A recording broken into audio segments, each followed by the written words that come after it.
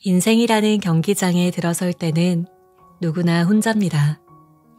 이 기나긴 경주에서 만약 누군가 앞에서 끌어주고 뒤에서 밀어준다면 남들보다 조금 더 빨리, 더 좋은 방법으로 더 멀리까지 갈 수 있을 것입니다.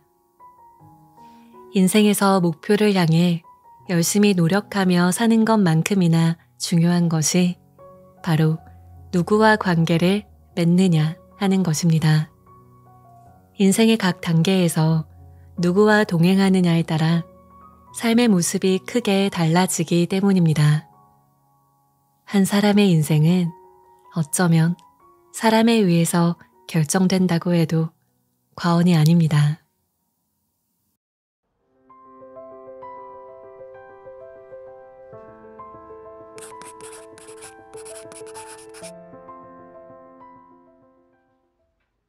여러분의 구독과 좋아요, 알람 설정은 저에게 큰 힘이 됩니다.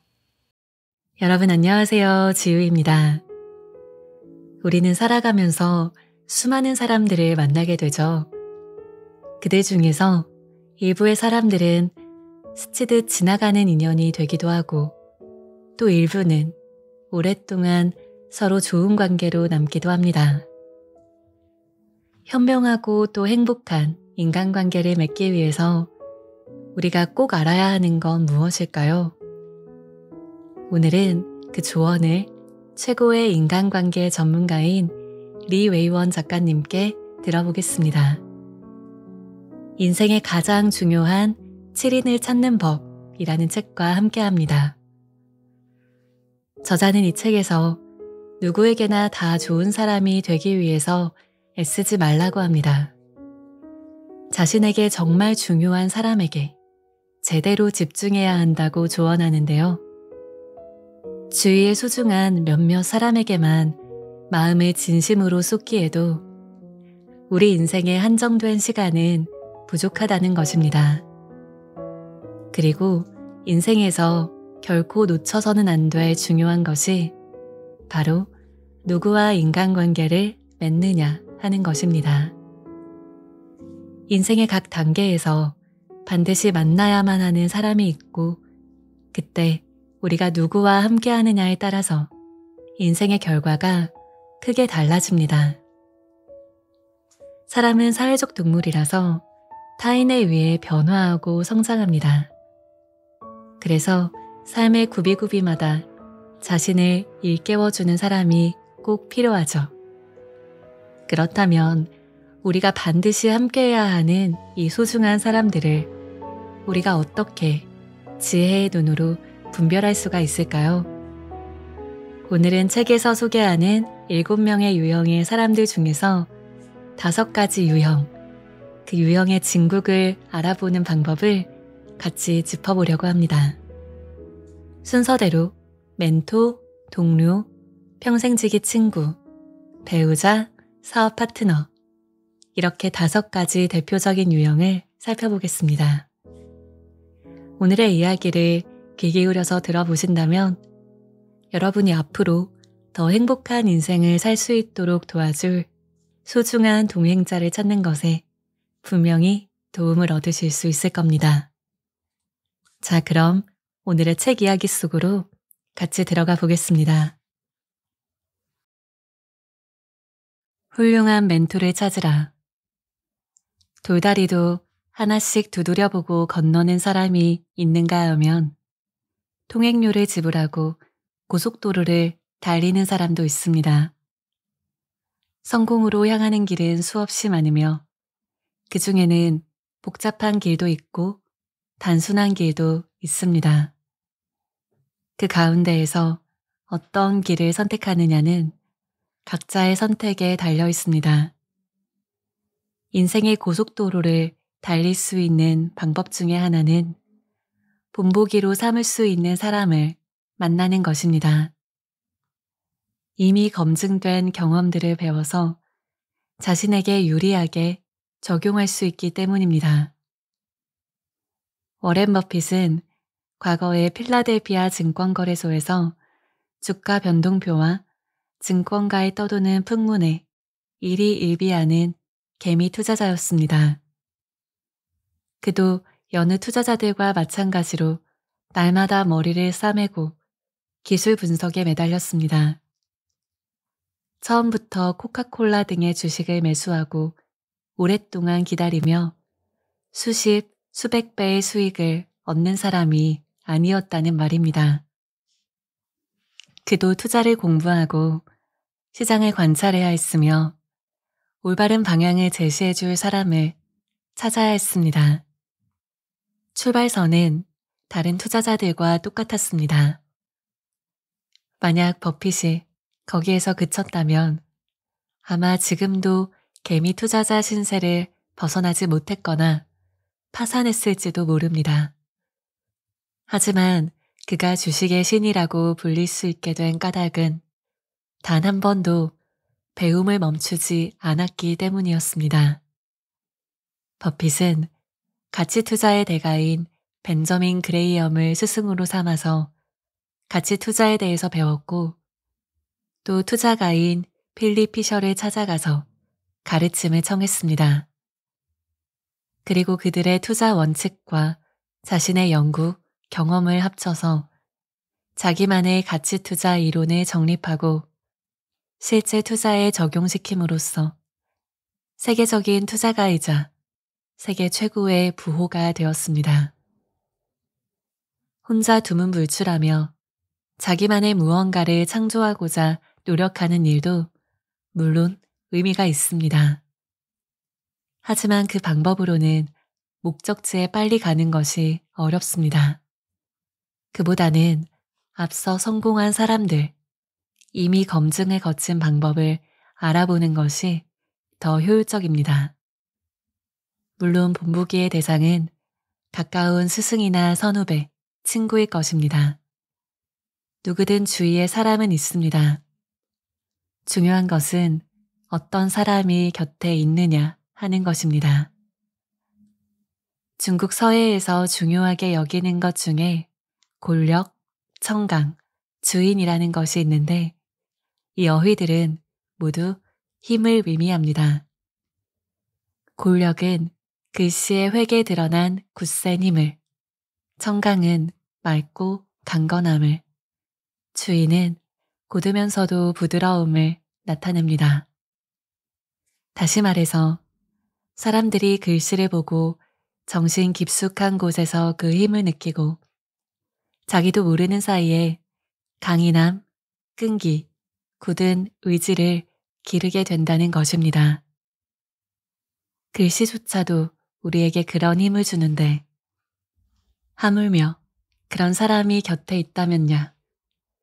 그런 사람이 곁에 있다면 자연스레 그 힘의 영향을 받아 소리 없이 진중하게 오랫동안 한결같은 마음을 유지할 수 있을 것입니다. 내면의 강인함과 아름다움을 통해서 한 사람을 바꾸는 일은 그 어떤 설교보다 강력한 힘을 발휘합니다. 관계 사이의 조화를 이루기 위해서 필요한 것은 순간의 격정이 아니라 오래 지속되는 영향력입니다. 이것이야말로 남을 끌어당기는 강한 매력이 되는데 영향력이 강한 사람일수록 자신에게도 강한 영향을 미치는 사람과 친구가 되기가 쉽습니다. 그런데 어떻게 그런 사람을 만날 수가 있을까요? 꽤 오래전부터 많은 사람들이 멘토라는 말을 사용했습니다. 사실 멘토라는 말은 그리스 신화를 바탕으로 한 호메로스의 대서사시 오디세이아에서 유래했습니다. 고대 그리스 이타카 왕국의 왕인 오디세우스가 트로이 전쟁에 출전하면서 자신의 아들을 가장 믿을 만한 친구인 멘토르에게 부탁합니다. 그리고 멘토르는 오디세우스가 전쟁을 끝나고 돌아오기까지 10여 년의 기간 동안 왕자에게 스승이자 친구, 아버지이자 상담자의 역할을 하며 그를 매우 훌륭한 어른으로 성장시킵니다. 이후 멘토라는 이름은 지혜와 신뢰로 누군가의 인생을 이끌어주는 사람이라는 뜻으로 사용되었습니다. 우리는 20대의 시기에 이런 멘토 역할을 해줄 수 있는 사람을 찾아야 합니다. 멘토는 나에 대해 잘 알고 중요한 시기에 객관적이면서 자신에게 어울리는 특화된 조언을 해줄 수 있는 사람이어야 합니다. 그런데 멘토에도 수준이 있습니다.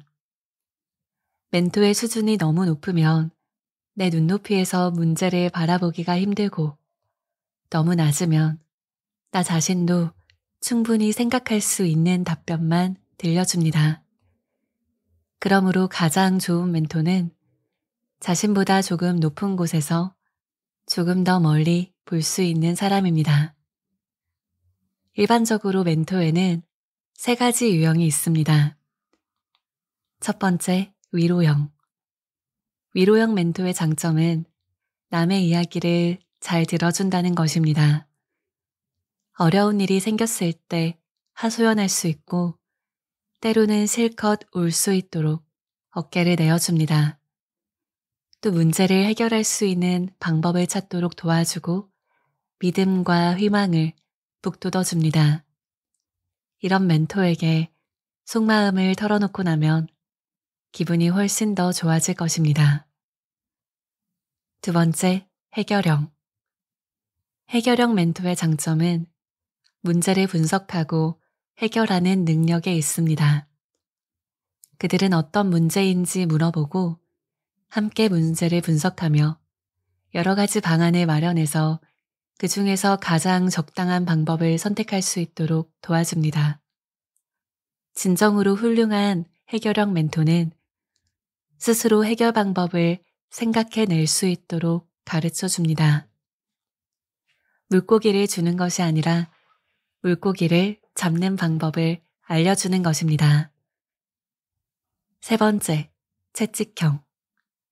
채찍형 멘토의 장점은 격려와 질책에 있습니다. 누구나 자만하거나 나태해지는 때가 있습니다. 그럴 때 이런 멘토가 채찍질과 격려를 해주고 목표가 무엇인지 재차 상기시켜줍니다. 종종 엄하고 무섭기는 하지만 이런 멘토의 역할은 매우 중요합니다. 자율성과 용기가 부족한 사람들에게는 특히 그렇습니다. 멘토의 채찍이 외부적인 추진력 역할을 톡톡히 하기 때문입니다. 누가 지금 당신에게 멘토의 역할을 하고 있나요? 지혜롭고 신뢰감 있는 사람이 곁에 있나요? 그리고 누군가 당신에게 그런 역할을 해주었던 것처럼 당신도 누군가에게 그런 역할을 하고 있나요? 삶의 새로운 발걸음을 내딛는데 멘토는 용기와 격려를 주고 당신의 내면에 있는 진정한 원동력을 끄집어낼 수 있도록 돕습니다. 훌륭한 인생 멘토에게서는 생존의 노하우, 인생의 가치를 배울 수 있을 뿐만 아니라 현명한 인품도 본받을 수 있습니다. 잠재력이 있는 사람과 함께하라. 발전 가능성이 있는 사람과 좋은 관계를 쌓는 것은 성장 잠재력이 높은 주식에 투자하는 것과 같습니다. 남들이 어려울 때 선뜻 도움의 손길을 내미는지 살펴보면 그가 가치 있는 사람인지, 자기 인생을 스스로 개척할 수 있는 사람인지 판단할 수 있다. 내가 평소에 자주 하는 말입니다. 어려움에 처한 사람을 도와주면 인간관계는 더욱 깊고 넓어질 수 있습니다. 눈앞의 이익에만 급급해 성공한 사람들과만 어떻게 해서든 관계를 맺으려고 아등바등 애쓰는 사람들은 잠재력을 지녔지만 아직 때를 만나지 못한 인재들을 발견할 수 없습니다. 때로 성공한 사람에게 몰려들어 작은 이득을 취하려는 사람들은 주식시장의 투기꾼처럼 느껴지기도 합니다. 성공의 85%는 사람에 의해서 결정된다고 합니다. 취직 후 몇 년 안에 고속 승진을 하거나 아이디어 하나만에 의지해서 창업 준비를 하다가 우연히 좋은 투자자를 만나서 큰 성공을 거두는 사람이 있습니다. 얼핏 보면 행운의 여신이 우연히 찾아온 것처럼 보이지만 실은 그렇지가 않습니다. 그에게는 좋은 사람들을 끌어당기는 힘이 있었던 것입니다. 그 힘이 바로 잠재력, 발전 가능성입니다. 아무리 상대와 친해지기를 바라고 상대의 도움을 받고 싶다고 해도 나에게 아무런 가치나 능력이 없다면 그가 나와 관계를 맺으려고 할까요? 상대의 가능성뿐만 아니라 나의 발전 가능성도 중요한 이유입니다. 의미 있는 관계를 늘려라.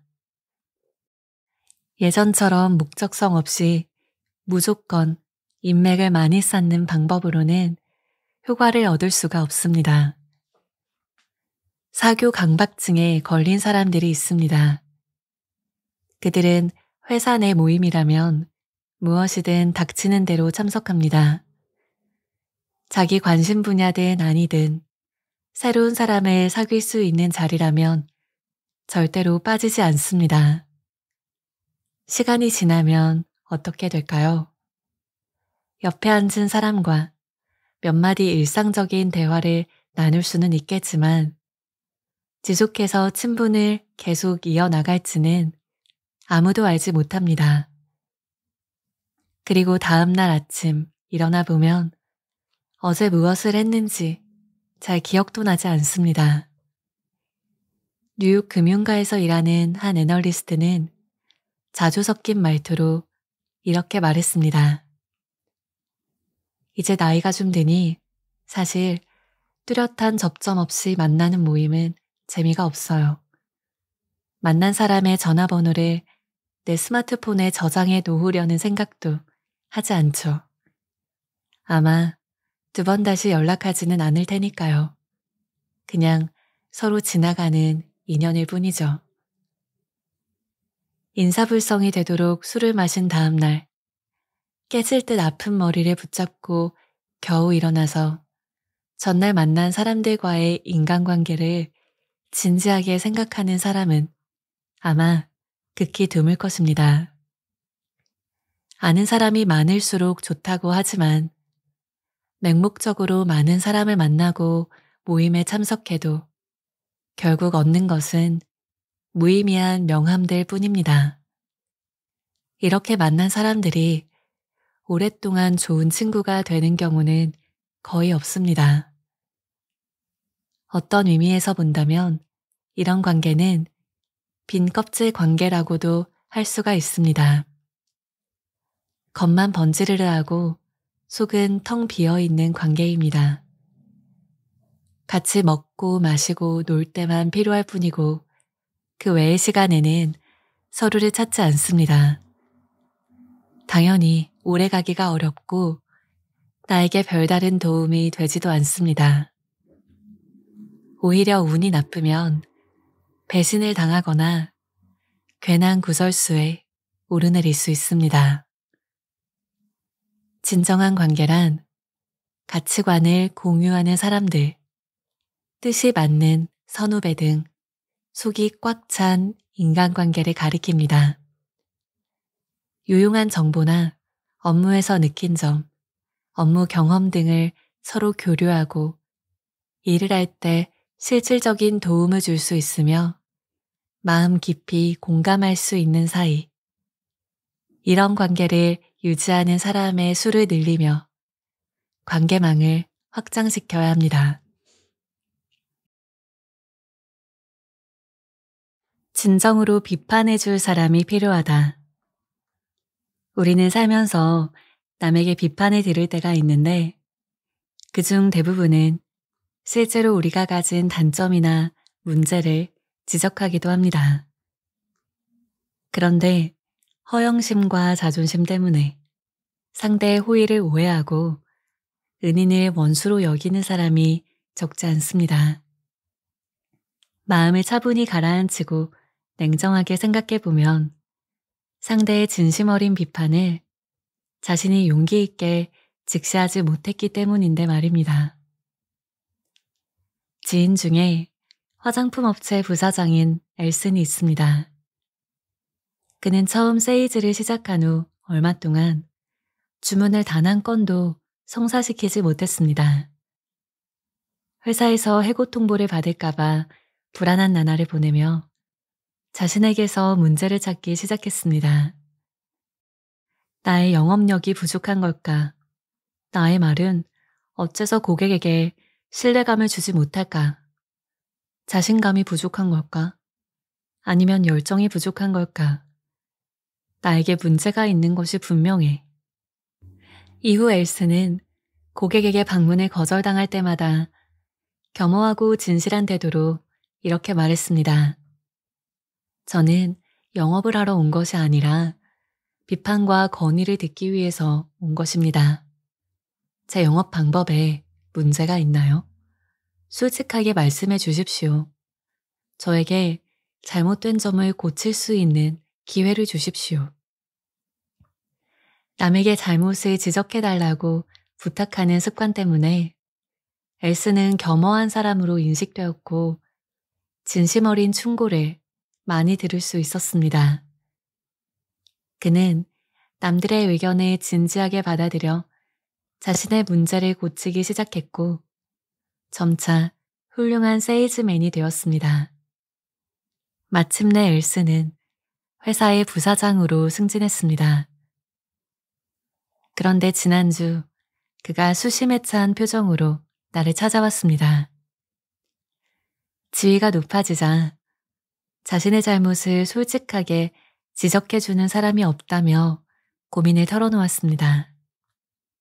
어떻게 해야 다시 사람들의 솔직한 의견을 들을 수가 있을까요? 엘슨의 질문에 나는 이렇게 대답했습니다. 사무실 옆에 익명의 건의함을 놓아두고 사무실 문에 이렇게 써서 붙이세요. 이곳에 들어오는 사람은 솔직하게 나의 잘못이나 문제점을 지적할 것. 어길 시에는 벌금을 물리겠음. 처음 일주일 동안 엘슨의 건의함에 들어온 의견들 중에서 비판은 하나도 없고 모두 칭찬뿐이었습니다. 엘슨은 이대로는 이 방법이 전혀 효과를 볼 수 없다고 생각해서 과감한 결정을 내렸습니다. 지난 일주일 동안 자신의 사무실에 들어왔던 모든 사람에게 벌금을 부과한 것입니다. 그리고 비판적인 건의가 사무실에 왔던 사람의 수보다 더 많으면 적정한 보상을 하겠다는 규정을 추가했습니다. 이렇게 하자 일주일 만에 다양한 건의들로 건의함이 가득 찼습니다. 비판을 받아들이는 태도의 중요성. 남에게 잘못을 지적해달라고 부탁하는 것이 그리 어려운 일은 아닙니다. 진정한 걸림돌은 그 지적을 받아들이는 태도에 있습니다. 링컨 대통령은 예전에 독자적으로 군대 이동 명령에 서명한 일이 있었습니다. 그러자 국방장관 에드워드 스탠튼이 명령 집행을 거부하며 링컨을 멍청이라고 욕했습니다. 링컨이 스탠튼의 반응을 전해 들은 후에 어떻게 반응했을까요? 그는 화를 내지 않고 에드워드의 비판을 받아들이며 진지하게 말했습니다. 그가 나를 멍청이라고 했다면 나는 멍청이가 맞을 것이오. 그는 틀린 말을 한 적이 없으니까. 내가 직접 가서 만나봐야겠소. 링컨은 스탠튼을 찾아가 대화를 나눈 후에 자신의 명령이 잘못되었음을 알았고 곧장 명령을 철회했습니다.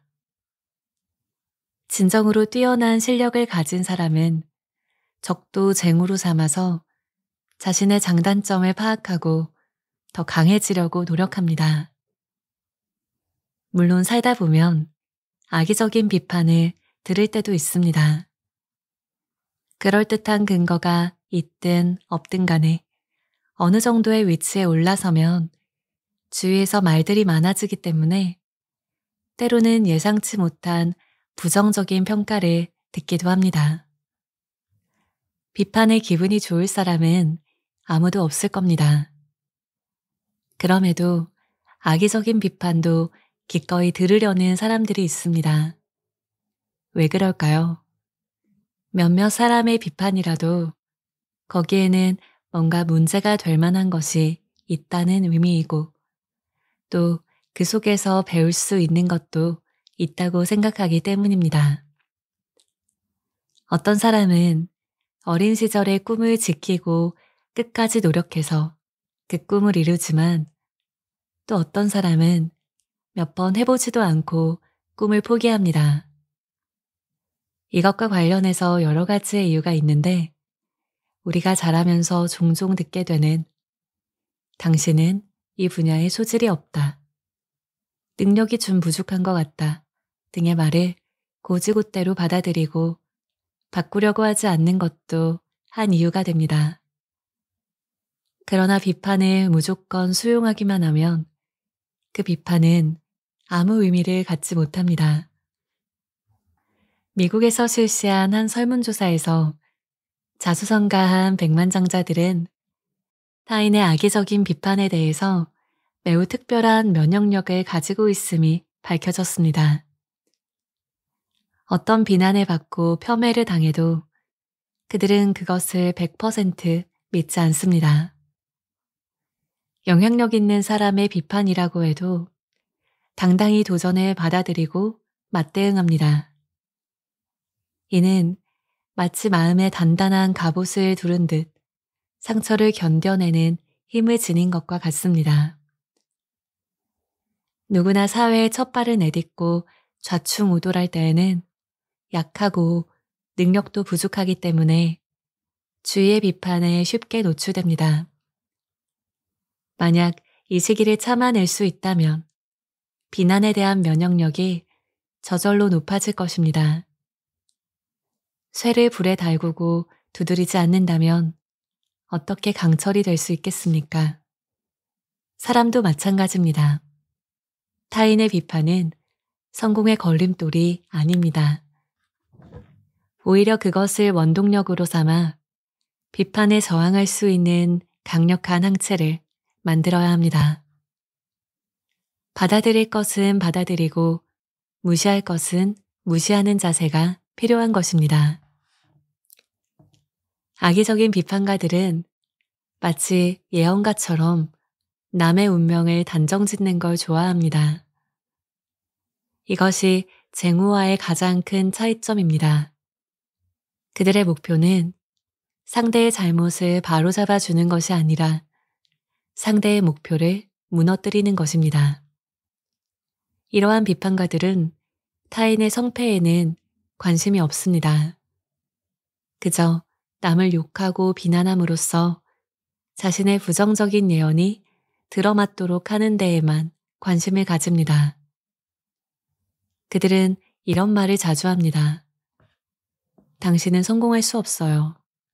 당신은 리더로서의 잠재력이 없어요. 당신의 생각은 완전히 틀렸어요.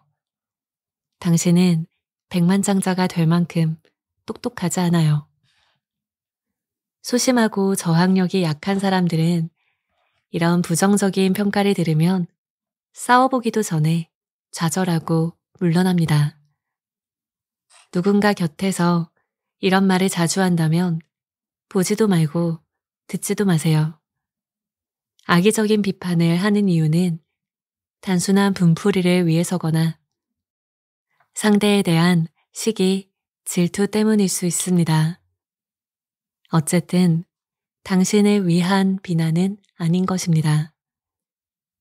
그런 사람들은 스스로를 심판관이라고 착각하기가 쉽기 때문에 그들이 반대로 당신의 비판을 받으면 분명히 펄쩍 뛰면서 무슨 헛소리를 하는 거야? 라고 반박할 것입니다. 그들은 성공을 코앞에 두었거나 이미 성공한 사람들을 끊임없이 비판하고 도발함으로써 자신의 지위를 굳건히 지킵니다. 주변에 쟁후가 있는지 아니면 쟁후와 비슷한 악의적인 비판자가 있는지 살펴보세요. 그리고 악의적인 비판자는 멀리하고 쟁후는 가까이 하세요. 인생의 정신적 반려자를 찾는 일.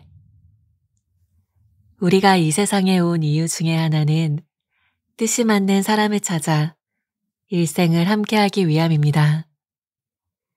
인생의 반려자를 찾는 동안 우리는 사랑이 무엇인지 점점 알게 됩니다. 이성을 평가할 때 오로지 이익만을 기준으로 삼지 않는 이유가 바로 여기에 있습니다.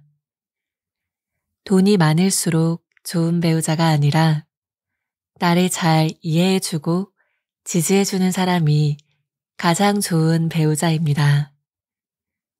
외적인 면만 보고 결혼을 결정한 커플들이 좋지 않게 끝난 경우를 우리는 주변에서 아주 쉽게 찾아볼 수 있습니다. 인생의 반쪽을 찾는 것은 인생의 정신적인 반려자를 찾는 일입니다. 그런 사람을 찾았다면 서로 의지하고 동고동락하며 남은 인생을 행복하게 보낼 수 있습니다. 배우자를 찾는 것은 나를 위해 가사 일을 해주거나 돈을 벌어다 줄 사람을 찾는 것이 아닙니다. 여기에는 그 어떤 이익에 대한 욕망이나 생리적인 욕망, 투기적인 감정이 개입되어서는 안 됩니다. 이 점은 남자든 여자든 모두 같습니다. 사람 사이의 정신적인 교감은 신뢰가 바탕이 되어야 합니다.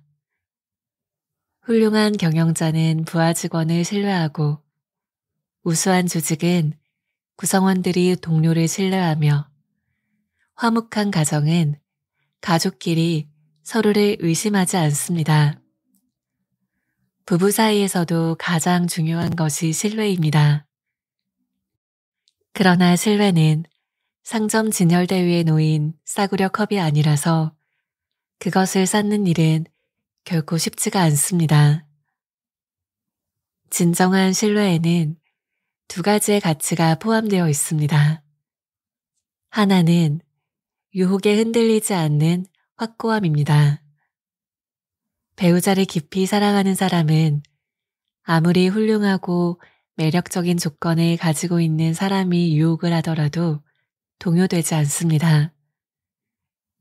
만약 나의 연인이 나 외에 다른 사람을 놓고 저울질을 하고 있다면 망설이지 말고 떠나야 합니다. 단단하지 않은 마음으로 시작된 관계는 작은 풍파조차도 버티지 못합니다. 그런 사람은 내가 큰 좌절을 겪거나 문제가 생기면 나를 쉽게 떠날 것입니다. 다른 하나는 포용입니다. 내가 어떤 일을 잘 해내지 못했거나 실수를 했을 때 입장 바꿔 생각하고 배려해 줄 수 있는 사람을 선택해야 합니다. 함께해야 할 중요한 일을 놓쳤을 때 요즘 뭔가 일이 너무 많은 거 아니야? 라고 배려해 준다면 상대가 얼마나 고마움을 느끼겠습니까? 정신적인 지지란 무엇인가요?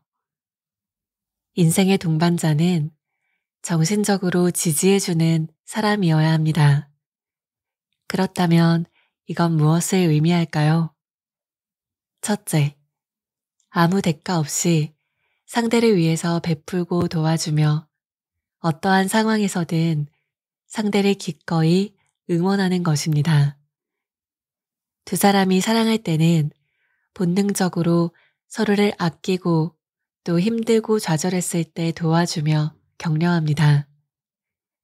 진정으로 사랑하는 사람은 서로의 행복을 위해서 흔쾌히 바람막이가 되어 보호해주고 지탱해줍니다.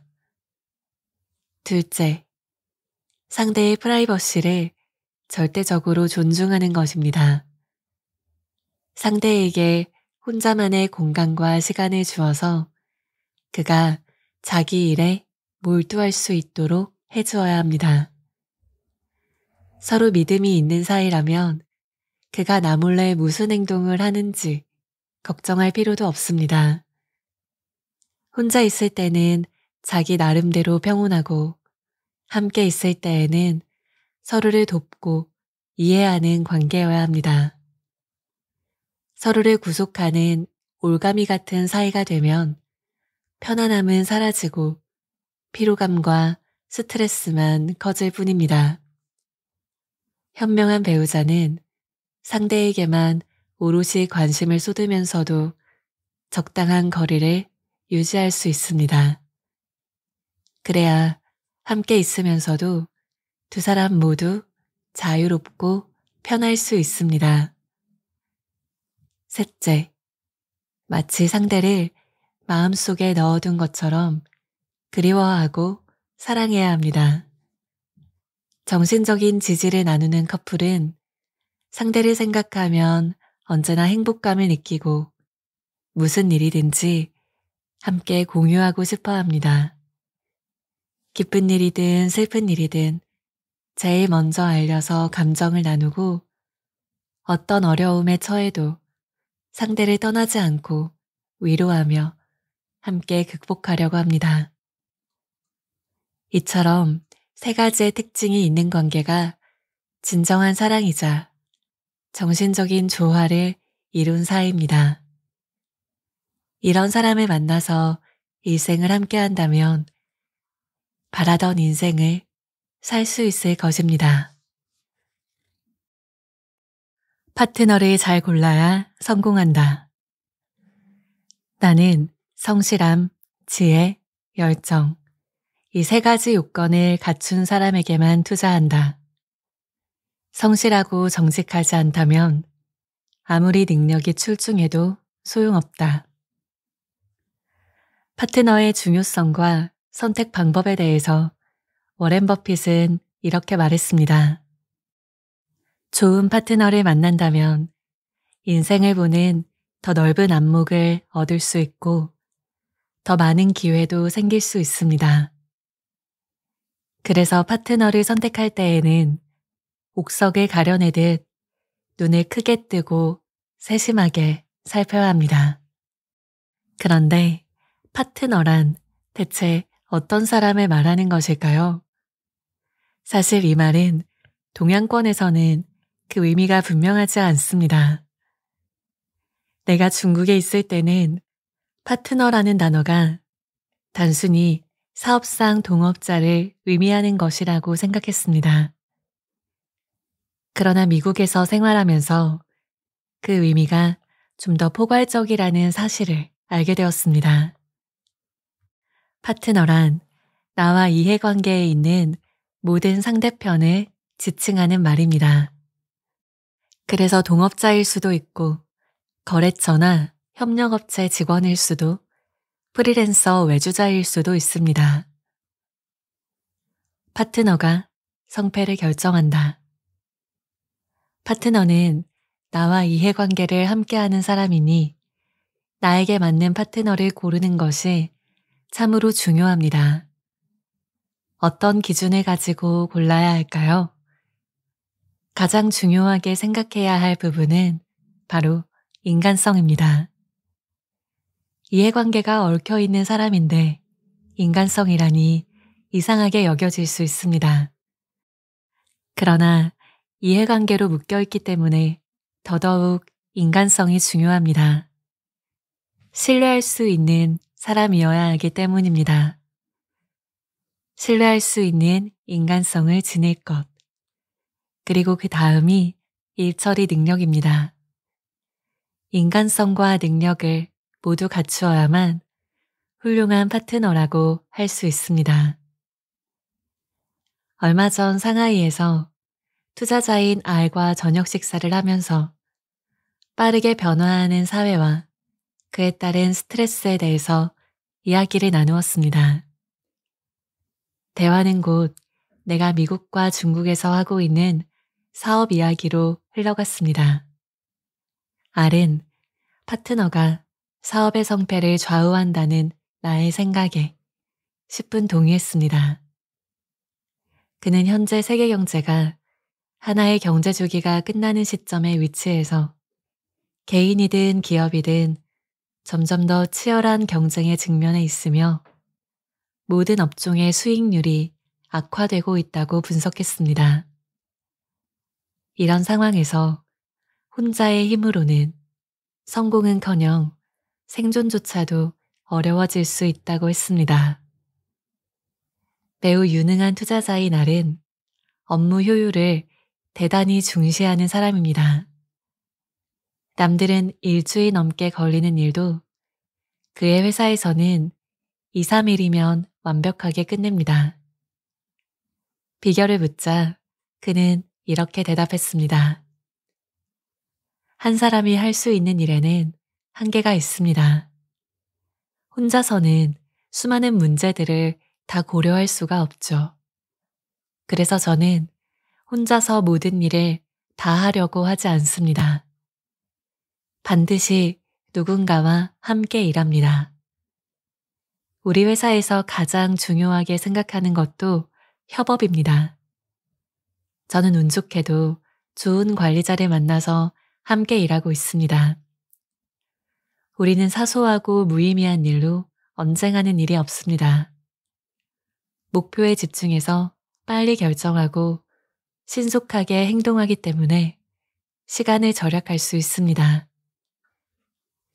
우리 주변에서 사소하고 무의미하며 효율이 낮은 일들이 얼마나 많이 벌어지고 있나요? 독단적으로 결정하는 기업가, 목표에 제대로 초점을 맞추지 못하고 방황하는 직장인 등 그 예는 셀 수 없이 많습니다. 이러한 실패 원인 중에 상당수가 파트너를 잘못 선택한 탓도 큽니다. 나에게도 좋은 파트너가 있습니다.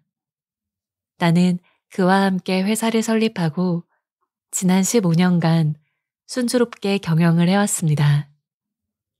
함께 일하면서 가장 중요하게 생각한 가치는 협력이 최우선이라는 것이었습니다.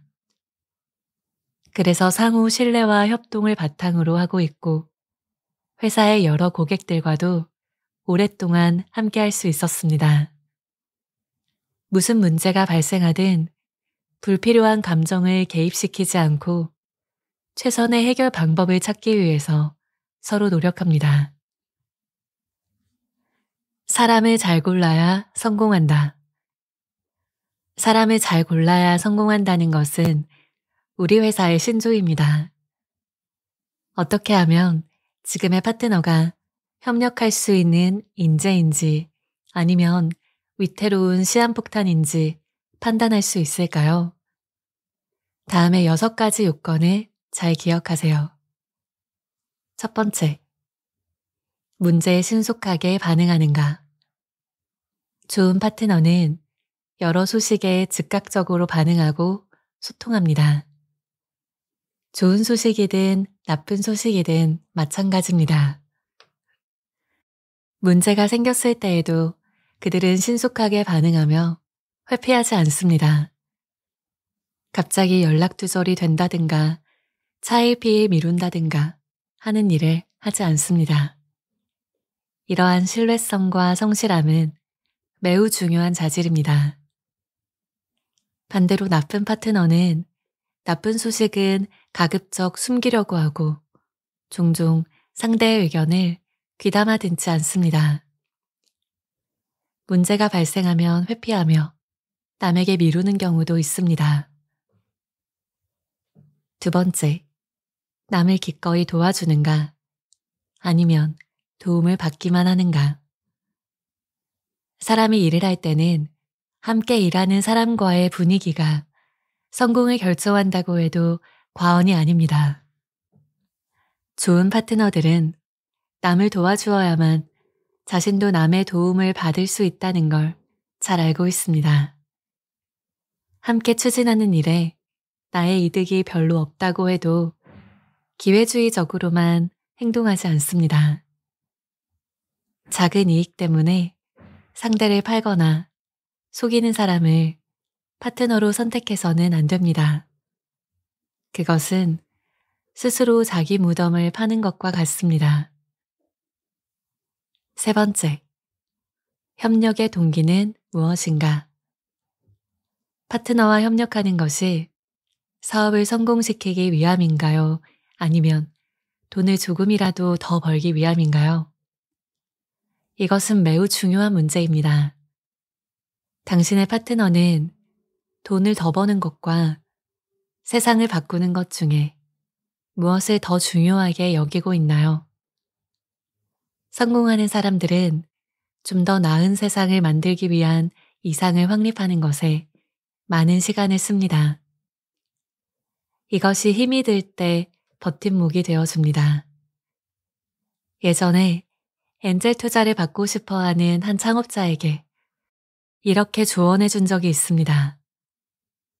투자자가 기업가에게 투자할 때 1, 2년 내에 수익을 내도록 요구한다면 그것은 불덩이를 가지고 노는 것과 다를 게 없습니다.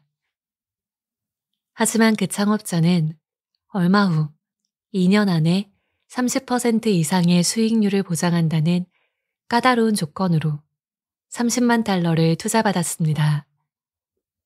그는 투자가 성사되었다며 무척 기뻐했지만 나는 불행을 예견할 수가 있었습니다. 신생 기업이 그렇게 짧은 시간 안에 원하는 결과를 얻는 건 정말 힘든 일입니다.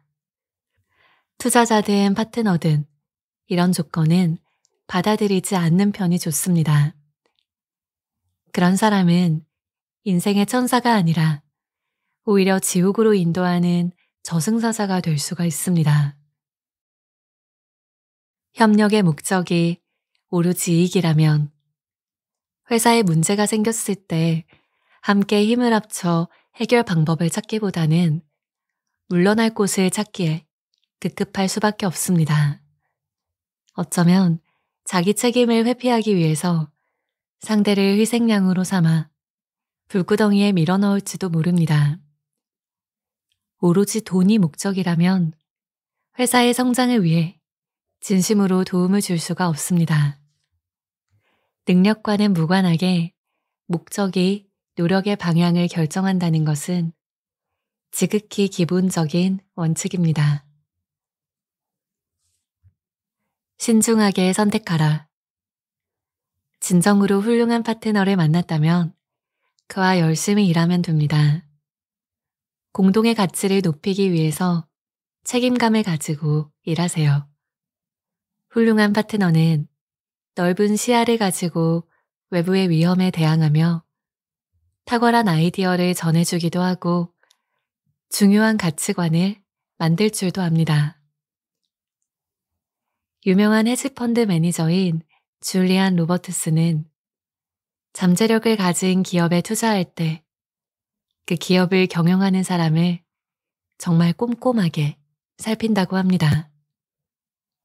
경영자가 과거에 어떤 일을 했는지, 사생활은 어떤지 등등 여러 면을 자세히 조사하고 종합적으로 평가한 후에 장기적으로 투자할 만한 기업인지를 판단했습니다.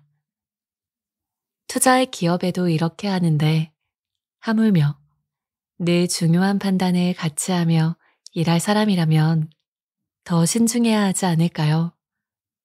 이 중요한 과정을 소홀히 한다면 머지않아 고통이 시작될지도 모릅니다. 네, 오늘의 책 읽어주는 라디오는 여기까지입니다. 리웨이원 작가님은 30년이 넘는 사회생활 기간 동안에 수만 명의 정치가, 경영자, 직장인들을 만나면서 결국 사람은 사람에 의해서 인생이 바뀐다는 것을 실감하셨다고 합니다. 그래서 그렇게 알게 된 관계에 대한 모든 지혜를 이 책 한 권으로 압축하셨다고 합니다. 그래서인지 정말로 인간관계 바이블이라고 불리는 것만큼이나 이 관계에 대해서 너무 많은 것을 깨닫게 해주었던 책이었습니다. 사람과 사람의 만남이 얼마나 중요한 것인지, 우리 인생에서 이 사람, 만남이 차지하는 그 무게감에 대해서 다시 한번 느껴보게 되었습니다. 저와 여러분의 만남도 서로가 서로를 더 좋은 삶의 방향으로 이끌어줄 수 있는 귀한 만남이기를 바랍니다. 그럼 여러분 모두 편안한 밤 보내시고요. 오늘도 끝까지 라디오 들어주셔서 진심으로 감사드립니다. 모두 달콤한 꿈 꾸시기를 바랍니다. 안녕.